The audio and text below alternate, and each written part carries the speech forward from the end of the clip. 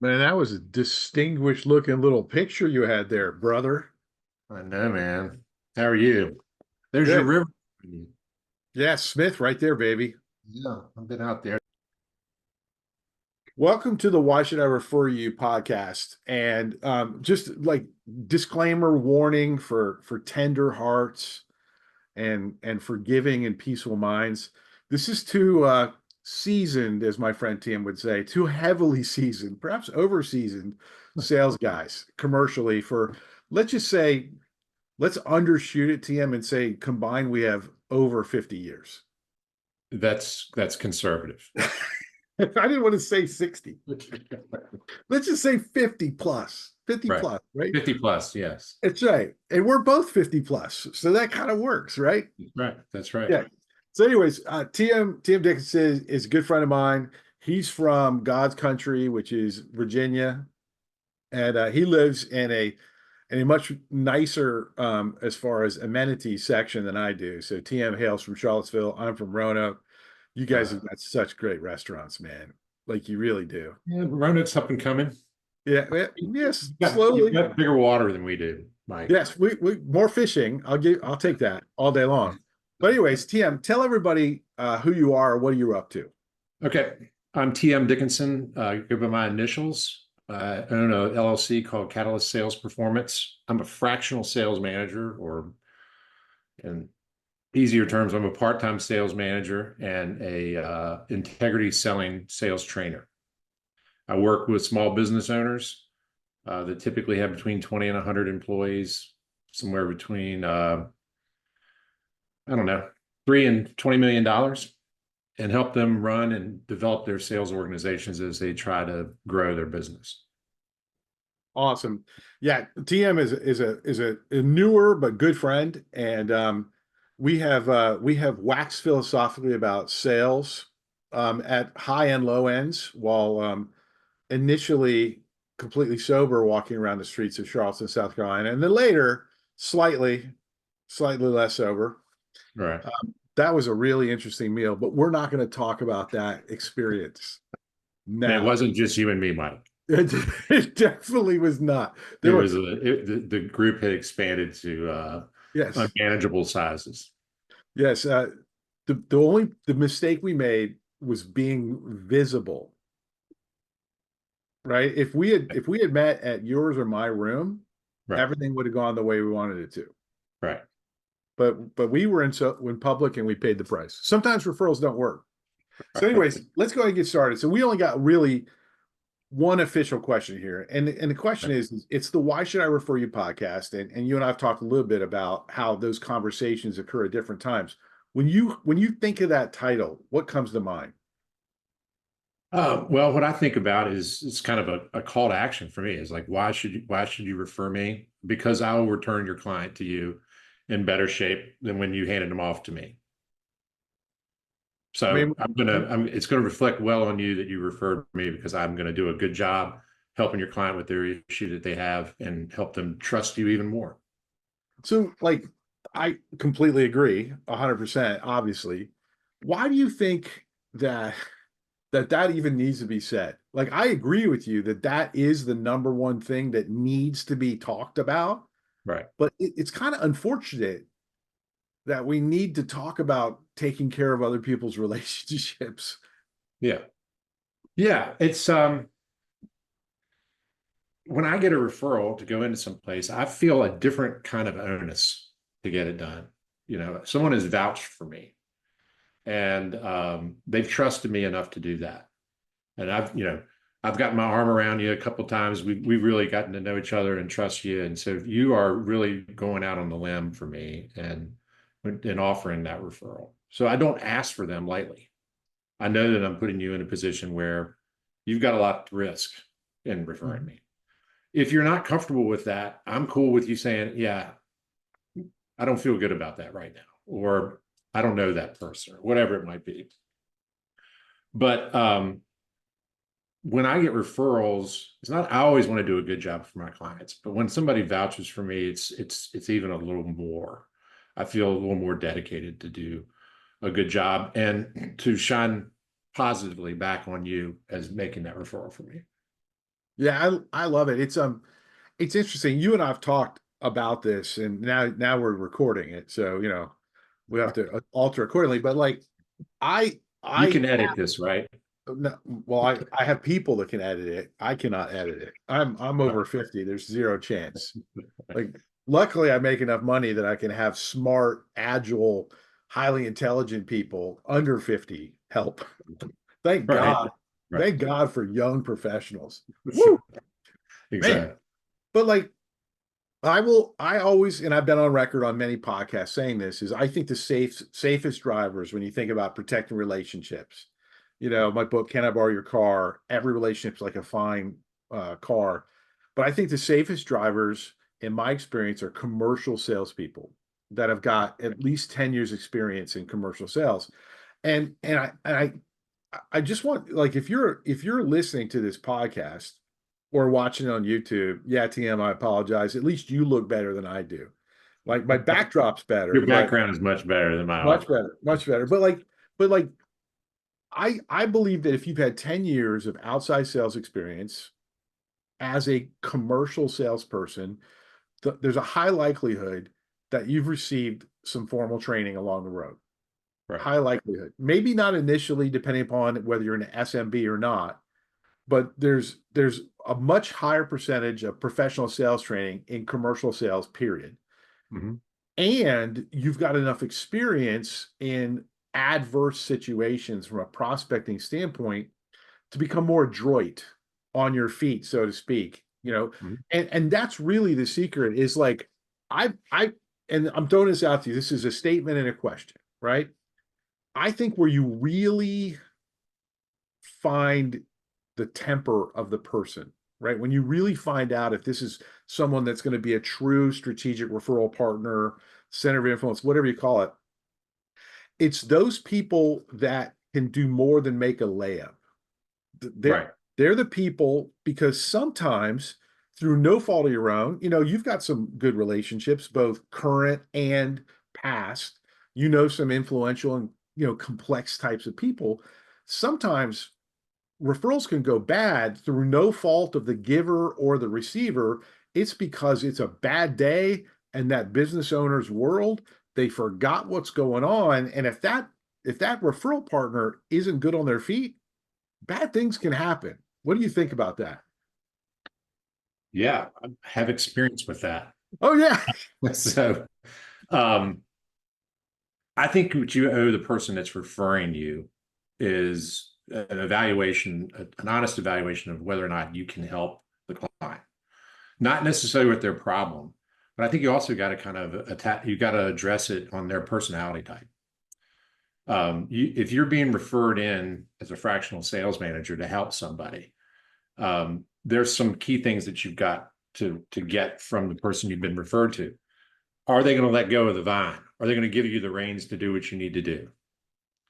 And that takes some time, right? Yeah. So you've got to be, I'm going to use your 50-cent word, you've got to be adroit Ah, at going and really evaluating if you can work with this person's personality type.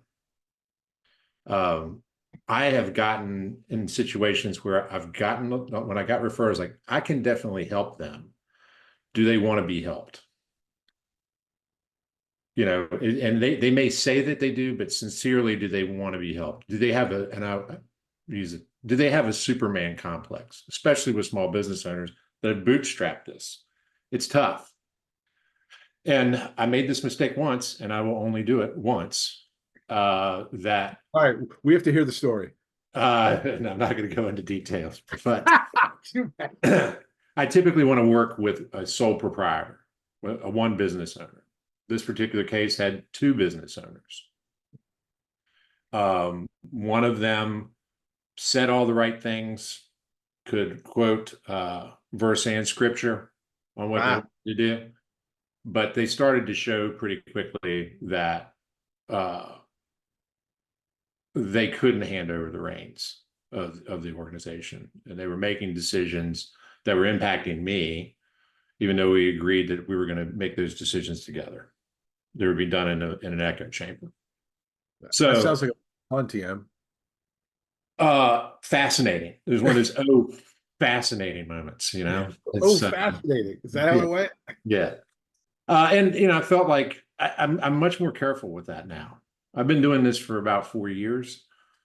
I was thinking about before we came on the podcast, my entire business over the last 4 years has been built on referrals. I'm not surprised at all, knowing you. I'm not surprised at all. Not one of those has come through marketing efforts, email campaigns, LinkedIn posts, Hold on. zero. Hold on now. We say that. You know, I'm saying it. It's true. Zuckerberg's coming for us, man. Like Uh, you're and maybe that's good for awareness, mm, but it's not translated in any sort of ROI for me. I started my business with a referral partner that was an EOS implementer. He got me involved with this client. I started to show value for them. They passed me on to somebody else in their peer group. I thought they could help. I did a really good job with that group. I worked with them for 2.5 years. My typical engagement is a year. It was going so well that we kept it going. And then this is the best kind of referral you can get. I snuck away during early duck season, and I was driving back up 29 from where we hunt to Charlottesville, and the phone rings, and the guy's like, "I need to hire you." I had never met him before. I hate those calls. Those are Aren't they terrible. terrible? They're terrible, right? And I just feel so fortunate and blessed because that guy that called me has become a really good friend of mine. I've worked with him now for 2 years. He and his wife just had a baby yesterday, so Oh very wow. excited for them. And that is the kind of referral that you want. I'll Hey, give you. if they own a distillery off 29, I want to meet them. That's where I got the phone call. I was Okay. passing. I wasn't in there. I was just passing it. Yeah. Not that I've But ever stopped by either, but I he's a they're in the landscape design and construction business. And I also started to teach this thing, integrity selling, which I got introduced to by that first client that I had. I've read 1,000 training books, and I think I would say, with the exception of this book, every it's business book I've read could have been a terrific article. Same right. is true with sales training. Um, but integrity selling was something that I started doing and use it as so I can, when I'm working with clients, we have a common sales language and a common sales process. It's important to start there, basic infrastructure stuff.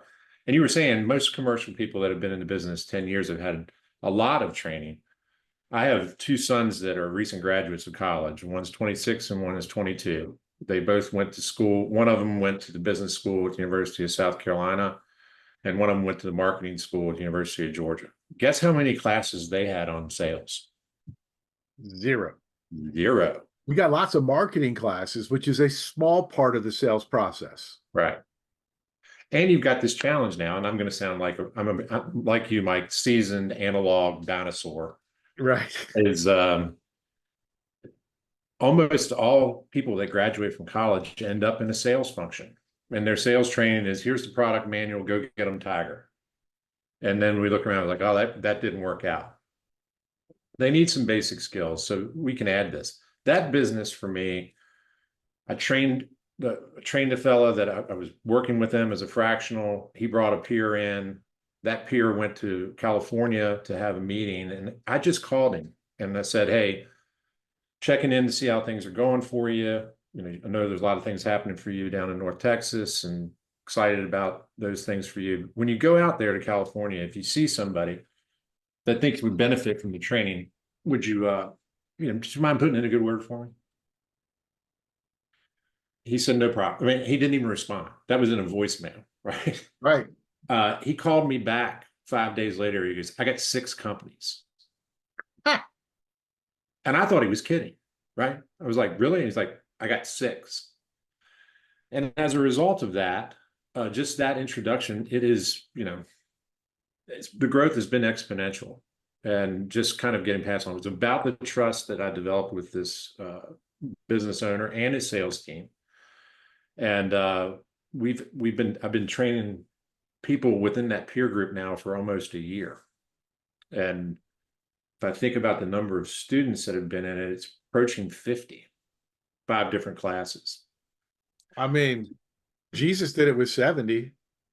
Yeah. Well, I mean, Like you're That's gaining. right.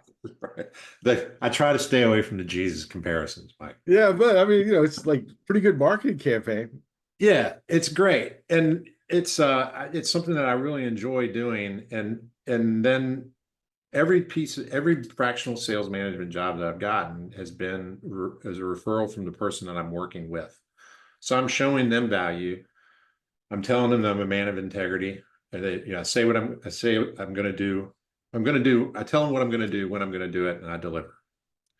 And as a result of that, they feel very comfortable in handing me over to their friends and peers and even people in the business community. So to the I mean, you've got to ask for them. You've got to earn the right. You've got to earn the right to be referred. And that doesn't happen overnight. It doesn't Rarely. happen. It's not a transactional thing. My grandfather used to tell me all the time, TM, you got to get your arm around a girl before you kiss them. You know, You know what I say? I say, show up to their front door for the first date wearing clothes. that's right. That's right. Right. Right. So Your when, granddad was a gentleman. yeah, yeah, he was. I'm sure there's a different way to tell that parable, you know. But his was, I always liked his. But it takes time. You've got to nurture your referral partners. You've got to earn the right to be referred. And you can go and ask for them too early. You got to do a lot of self-reflection of like, have I earned the right to even ask this question and ask for this gift that they would give you to, hey, I'm going to refer you into somebody who doesn't have any time, and I'm going to give you a seat with them for 15 minutes because you've earned that right. I mean, Uh, that's really what it comes down to. When you get there, like this, like the real deal, audience, yeah, this is the real deal.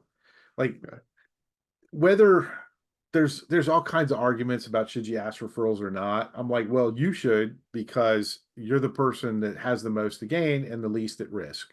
Like, right, why are you going to make your clients be a salesperson for you? That's a stupid job. They're not trained. The other big thing that you said that I want to riff off just a little bit is when we think about earning the right to be referred, there's value in that, but sometimes people will wait way too long, right? And right, what I like to do is I like to instead of making the referral ask an initial transaction, I always think about when I was selling copiers back in DC. The first goal was to get past the secretary. These are these people that nobody knows anymore. They're receptionists and they're up front, right? When they're you called actually directors of first impressions now. correct, right? And so, like, when I think about asking referrals, I think about it as a loose time continuum. And Mhm. fundamentally, the first ask that I have is, can we have a conversation about it? Mhm. Right?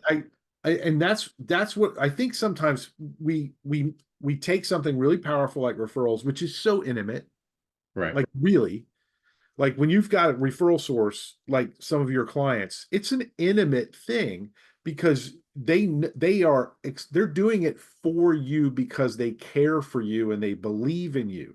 There's other, Mhm. like, they know they'll look good and all, but like fundamentally it's an act of care.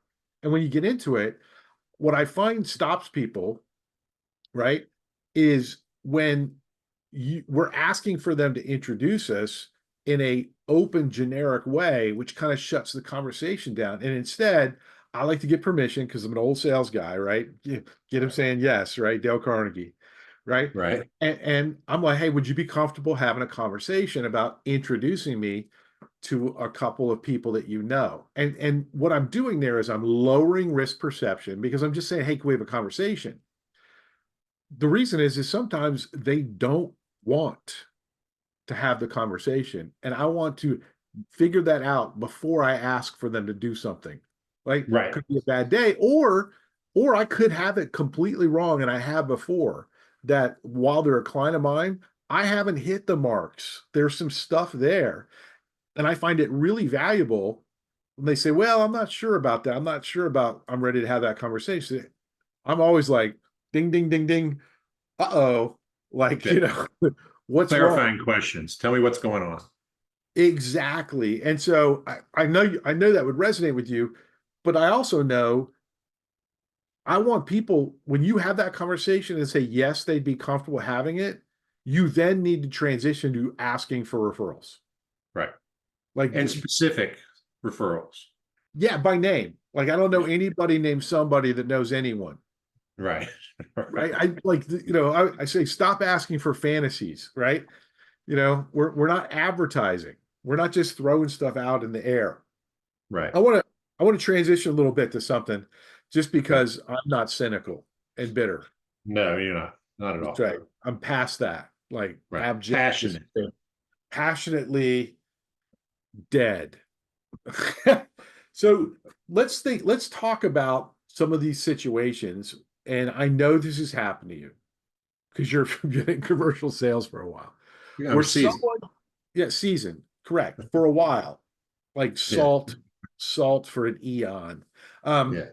But let's talk about those folks that, to be generous, don't quite understand the relationship dynamic associated with referrals Right. that have intersected with you.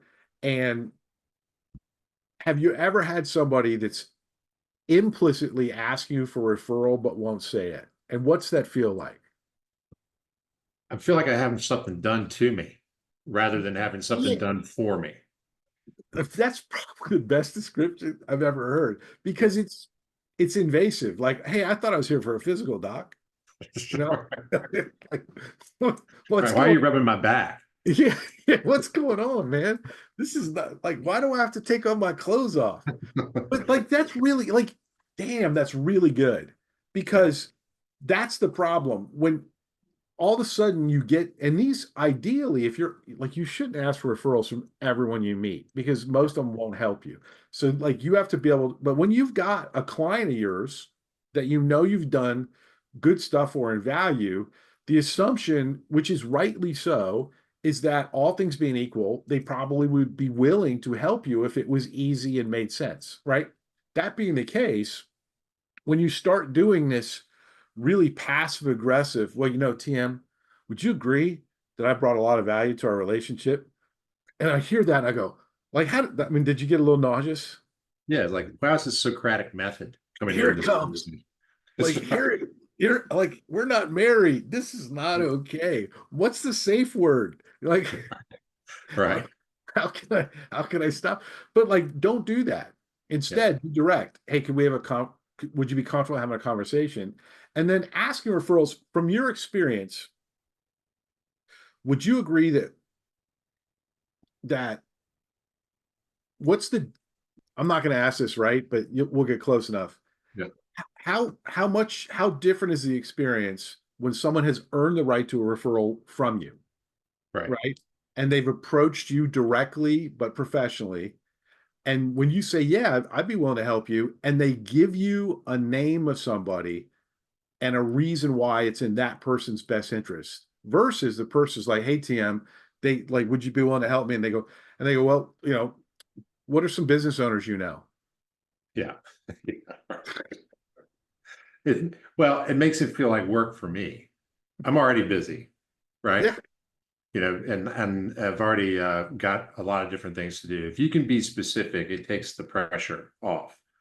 Because I would go, yeah, I know Mike. Sure, Yeah. I'd be glad to put you in touch. How do you want to do that? I'm going to send an email to both of you, and at the end of that email, it's going to say, I'm going to let you guys take it from here. Now, Yeah. before I would send out that blind email, I would call Mike and say, I talked to Jim Mullins. Jim says that he doesn't know you, and he's a great guy. He was college roommates with my brother, and he's got a small boutique investment banking company in Roanoke. And I think that you would benefit from talking to him and knowing him. And you would say, yeah, you could say one of two I, things. and I did. Yeah, right. It's just like, sure, I'll be glad to talk to Mullins, or that guy's dead to me, right? In fact, Jim's speaking to all my clients next week. Oh, good. Good. Not on camera, but we'll tell you some Mullen stories. He's a Oh terrific yeah. guy. Well, that's good Yeah. because he's going out to dinner with us and it might get a little sketchy. So Right. Right. Yeah. I think that what happens is people ask me that question, Mike. I agree with you. If it can make it, the easier you can make it for me, the more comfortable I am, and I'm going to be about making a referral. If I come to you and in my opening, hey, Mike, I work with small business owners across all industries that are less than $100 million and or less than um, 50 million bucks. You're just like, you glaze over. Right. actually with me, I get deeply offended. So like my new line when people do that to me, I go, "Eh, do I work for you?"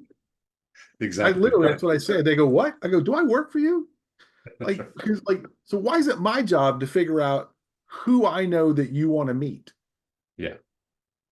Well, I think you also, because we've spent some time together, you ask a really terrific question. It's like, what's the one referral if I could that you could get that could change your business or your life?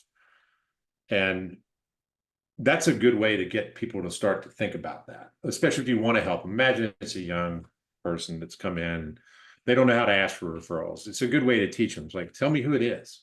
Well, and I will with the young. I'm a softie when it comes Right. to salespeople. So I Yeah. I Yeah.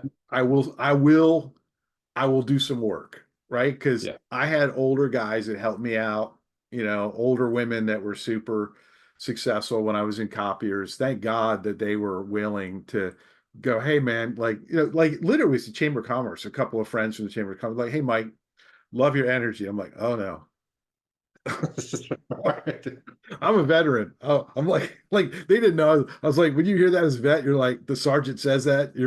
It's about like they're gonna help you, but there's gonna be a cost. And they said things like, hey Mike, you're coming across a little aggressive. Yeah. And I was trying to dial it down. They're like, we know, let's talk. Right. And it was literally around like, hey, I'd like to introduce you to somebody, but right now I'm not going to. Like, I'm not Right. sure that you're going to handle that. What a gift that was Right. for someone to be willing to do it. But here's if you're listening to this podcast, this is how I teach this concept of specificity. You never do how before who.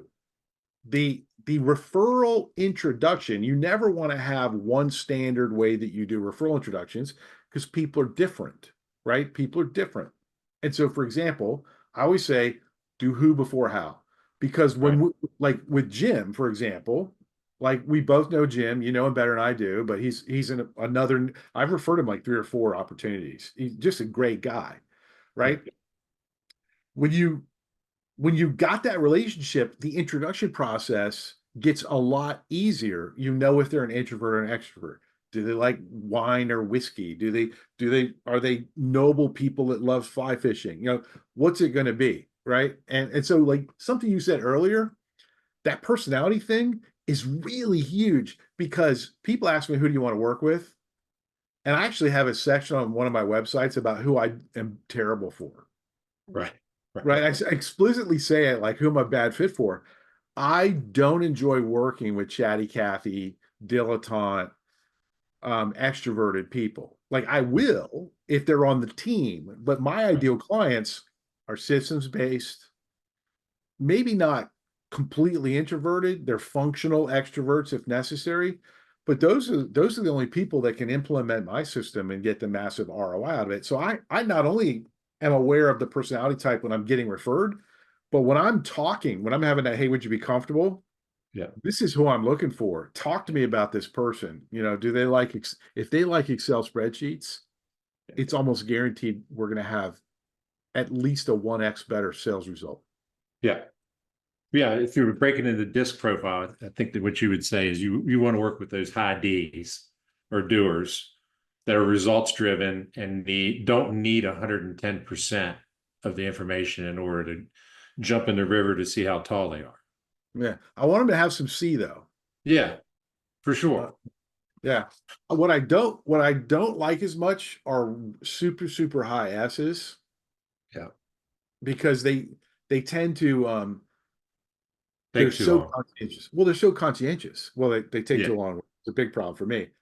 Like, Yeah. but they're so conscientious, that they get really hamstrung by risk concepts, right? Yeah. And Yeah. I They're risk averse and we thinkers. and I really don't like the high eyes. No. No, Oh, you probably think they're all hat and no cattle, don't you? they frustrate me, right? They frustrate me because fundamentally, referrals aren't about personality. They're about systems and doing what you say you're going to do. And like, if you look at some of the here's what I look for in a salesperson, like an Eagle Scout, Yeah. right?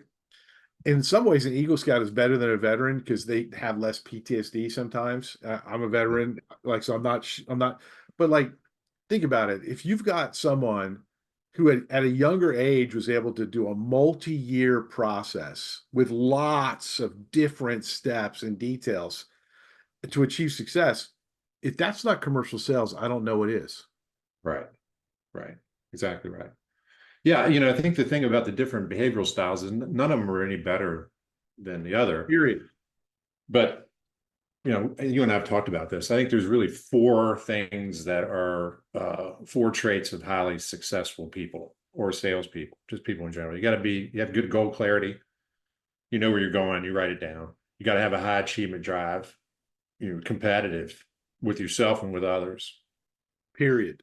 Good EQ or self-awareness and great social skills. If you have that and you have the skill to be able to adjust, to speak to people in their preferred style. So strangely enough, I'm an IS. So for me, dealing with controllers, What do you think I am?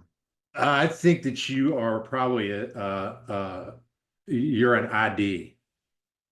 I've tested both ways. Yeah. When I was younger, it was ID. The older Yeah. I've got, I max out. You max out D. Yeah. I'm just like, I get can see off my that. lawn. Get off my lawn.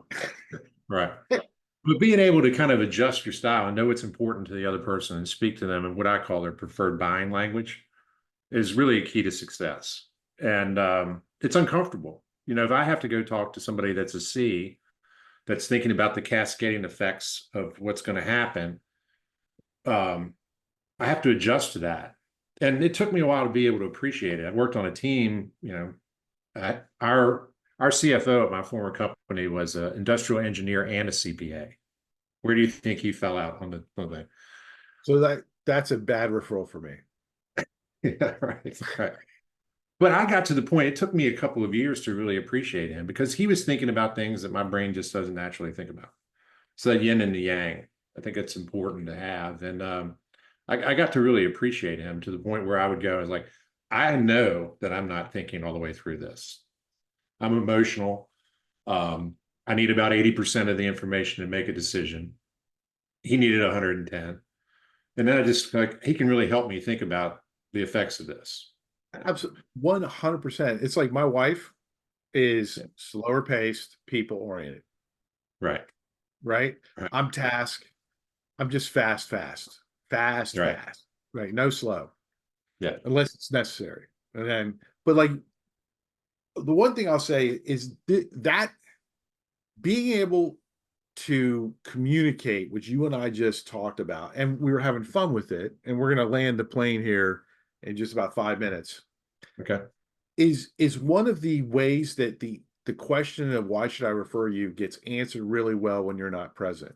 When that referral, when that client or friend or professional associate knows that you are thoughtful about how you sell, that you are aware of other people's needs and concerns, and that you will adjust authentically, not fake, but authentically to make the conversation productive and safe. It works. Like, I'm a fast, methamphetamine using, Wolverine guy, right? Right.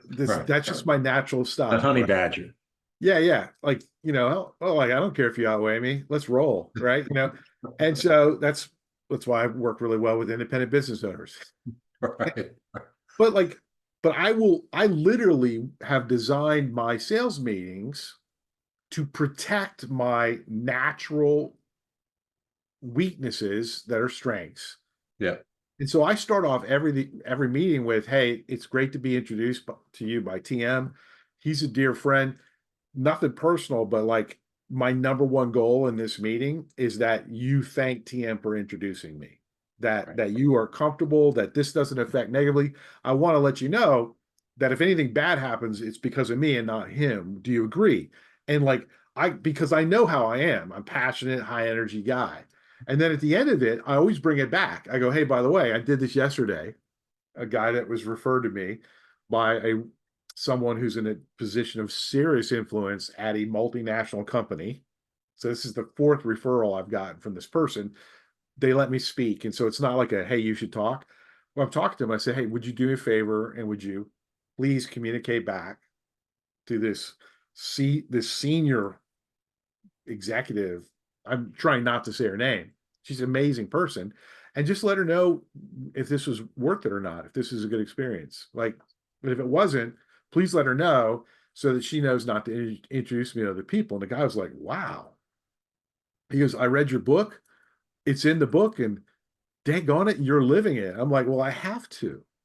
Right. Like I can't make this up. If I do, I blow it, right? And so like I don't know. I know some people that can freeform it better than I can, but I have to like bookend when I'm doing these systems to make sure that I adjust for who and how I am. Right. Yeah, that's good. That's great self-awareness. And I Yeah. think it also is asking for feedback. People shy away from that. And it's obviously it's one way you get better, but it's also a way to exhibit to people that you have humility. Yes. And it's important to do that. And that helped that I think that that helps build trust. That's what it really comes down to is do I trust you enough to refer? And One. am I confident that you'll return it Yeah. in better condition than you took it away from me with? That first referral with seasoned people, like your best referral sources are almost never going to give you their best car in the garage, No. right? It'll be a nice car if you're talking to the right people. And so the way that I tell people to do it is this first referral is the physical. They're like getting all of your blood work and all that kind of stuff. I mean, like, who are you, right? And you need to be consistent. Um, so, but this has been better than I thought. The one thing I would like to add, and then I'm going to kick it to a last question for you, right? Right. Yep. Is that self-awareness thing. I don't know how you would like, I'm going to ask you to describe it because you hire salespeople, right? Right. And obviously you talk about referrals with your salespeople. I think it is so critical, whether you're a financial advisor building your own business and you're not going to have salespeople per se, or whether you own a landscaping company or a lab company, that when you're looking at your salespeople, that you be able to discover how self-aware they are. Because like my competitive drive is how I'm able to force myself to be more aware of things I need to improve upon. Mhm. Right? Yeah. Like how do you describe that when you're thinking about that aspect? Uh, it's a couple of things. One of the key things I think the salespeople do terribly is they rush to the demonstration. They rush to the pitch, right? A doctor doesn't prescribe without doing a diagnosis. And, let's be real, they're body mechanics. So you've got to come in and you've got to ask good questions. The way that you're going to be asking good questions is really to be able to identify who you're talking to and what behavioral style they are, but also who you are. But if I'm hiring somebody for the first time, I was like, everybody wants to come in and tell you their best thing since black panties, right? They want to say, I have no flaws. I'm perfect. I'll just ask them a specific question. Tell me about some goal that you set for yourself and you failed, and tell me Great. why and what you learned from it. And it catches them off guard. But if the ones that are thoughtful and are really trying to get better every day, we're human beings. It's an ongoing process. There are ebbs and flows in it. So And then if they think about it and they come back with something that's really poignant, I'm like, all right, that person's got the stuff. I actually, as part of the integrity selling training, we take a test. So some of it might be, hey, I'm really not good about asking for feedback. I'm really not great about handling objections.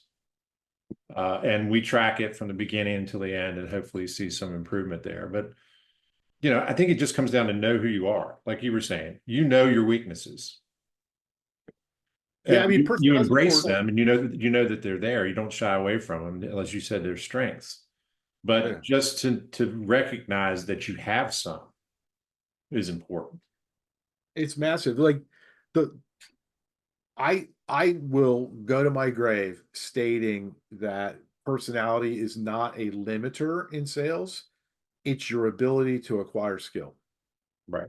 Because I mean, fundamentally, real sales is one of the most intensive ongoing personal development plans, period. Mhm. Period. Agreed. It, yeah, and it's pretty explicit feedback. That's right. That's You right. Yeah. know, like quotas are tools. All right, I'm going to leave you with one last question. Ready? Yes, sir.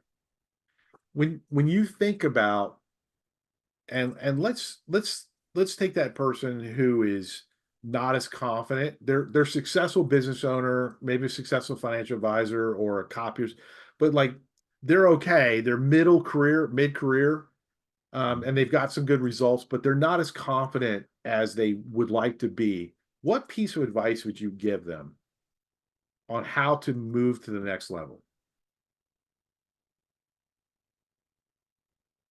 This is going to sound I don't want this to sound silly. I'm one of these people that can have a tendency to go down the rabbit hole. I'm not really good about giving myself a pat on the back and being specific about what I want to do. I catch myself doing it. So I think creating a list, even if it's something in your personal life, like, hey, I want to create a thankfulness list. These are all the things I'm really happy about. And I want to do more of that rather than have my focus being on all these things that I've not been successful with or limiting thoughts. To change, just kind of shift your mindset to say, this is going well. Let's do more of that. I love it. Would probably be the most basic encouragement I can give them rather than wait for the sky to fall or being reluctant to kind of step out on a limb and take a chance. Always had kind of this philosophy of let's win or fail fast, but I don't want to be stagnant. Yeah, I think that's absolutely great. I wouldn't add anything to it. Well, TM, last thing we're gonna do, tell people where they can find out more about you because Oh, okay. you're such a huge social media guy. You're on everything, TikTok, Right. you name And we've talked about the return that gives me. it. If you want to find me, ask Mike to refer me, or I'll ask Mike for a referral. But you can find me on LinkedIn at TM Dickinson. That's T.M Dickinson, Dickinson. My contact information is there. You can also reach me just by phone at 434-981-9001. Yeah, I give you like my email address, but it's honestly it's too long. it's not that easy actually. No, Like yeah, if you need his email, come to me. it's the And whole alphabet. yeah, and if you do TM, no space, and then space Dickinson, Yeah, there's no one else out there. no, no, very Yeah. few. I mean, I guess I was blessed by not having vowels. That's right, man. Like who needs a vowel? That's Except when you right. really need a vowel. Yeah. Anyways, TM, thanks, brother. I really Bye bye. appreciate you coming on. This was a great episode. Thanks, Mike. I appreciate it, buddy. Take care.